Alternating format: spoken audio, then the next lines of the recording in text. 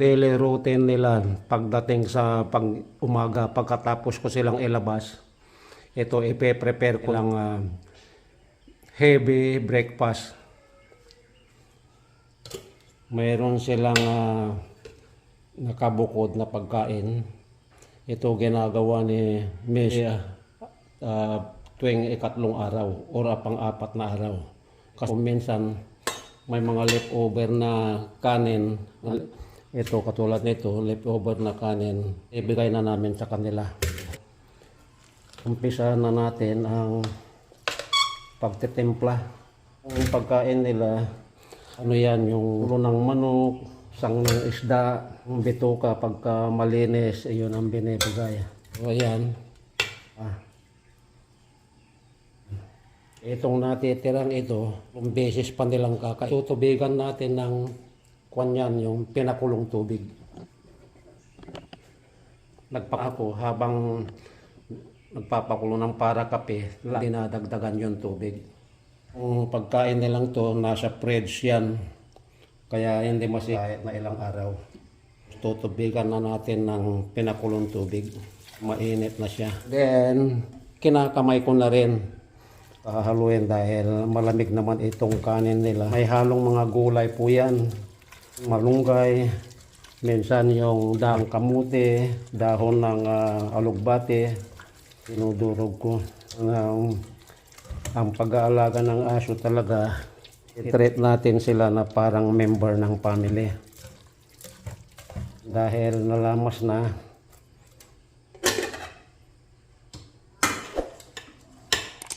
at ito naman, sabaw. May natira kaming sabaw. Ibinigay namin. Kaya lang natira, kahit pa paano ipinagbubukod namin ng sabaw para. At saka itong mga buto, hindi namin binibigay. Ang malalaki, pwede namin ibigay dun sa malaki. Ano lang niya ba? Pang, yung pampalipas oras niya. Hindi ko binibigay talaga. Ito laki, katulad sabi ko, pwede ibigay yan. Ngangat-ngatin niya. Kayong parang snack niya sa tanghalian. Ready na yan para sa pagkain nila. Siyempre,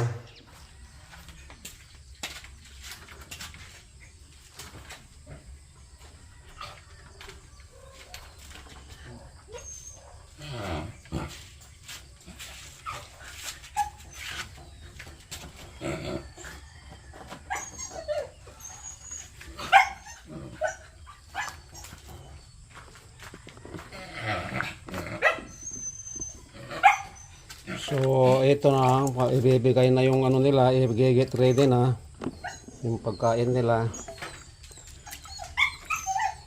Itong si babae, 2 scoop lang muna. Mahilig siya sa may sabaw. At ito naman kay Nacho or either Oreo, tigda 2 cup, scoop lang muna.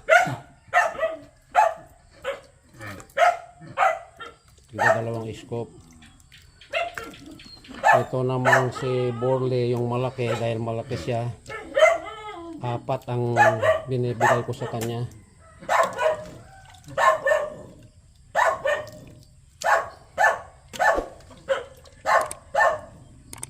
Yan, isa pa. Kung may matira, ikinikip ko at para sa snack nila sa tanghali. So ayan, ibibigay na natin sa kanila.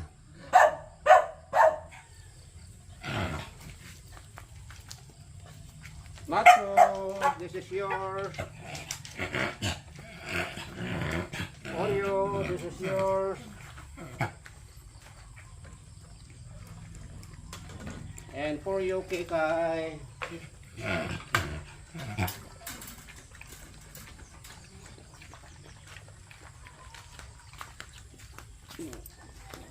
And this one is for Borley.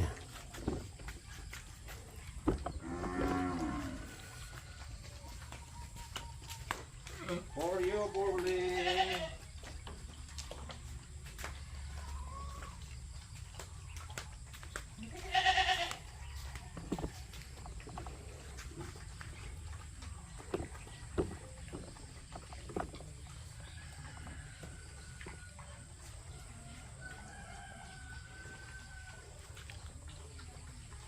Ang bilis nilang kumain in less than 1 minute yung maliit na kainan nila, ubos na yan. Ang mahinhin na kumain ay si Kikay, yung nasa cage. Nilalagay ko siya sa cage dahil ano siya yan, naglilihi, magbubuntis na yan. Tingnan natin si Borly.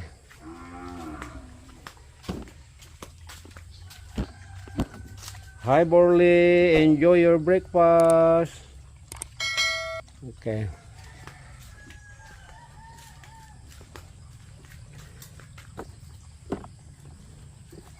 I-turn off ko na yung ilaw, hindi ko pa natin turn off. Oh.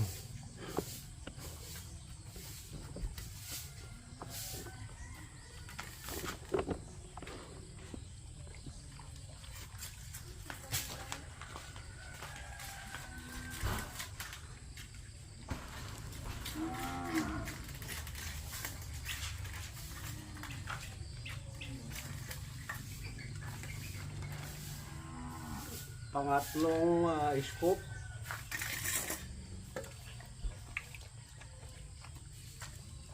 Ayan.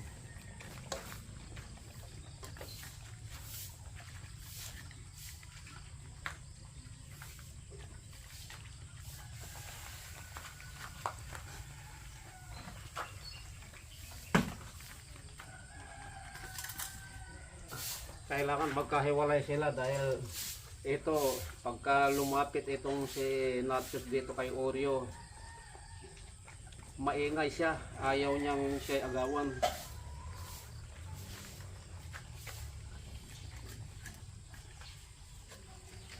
Ngayon, itong si Kikay ay paubos na rin yung kanyang unang 2 scoop, so lalagyan pa rin natin. That is yours. Mahilig sa sabaw itong si Kikay. Yan, bali 4 na scoop kay Kikay na masabaw. Yan. Nakatig-3 na sila. Bigay mo to kay So, Uli.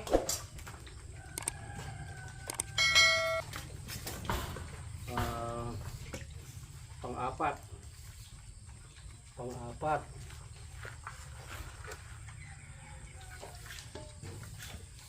Ito na lang ang natitira, isang scoop na lang. Kung sakaling hindi nila maubos yan, lalo na kay Kikay, kung hindi niya mauubos, i-save ko yan para sa tanghalian niya.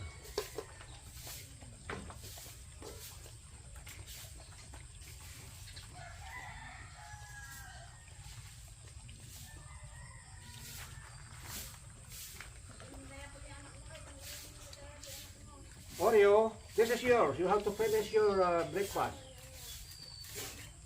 Yan, katulad yan, kung hindi niya maubos yan, itatabi ko yan para sa snack nila mamaya.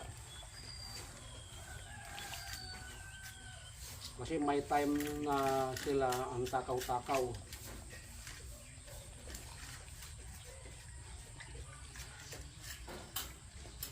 Yan, i-leave ko open yan. Para kasi ugali ng aso, pagkatapos nilang kumain, after a couple minutes, ano sila, magbabawas.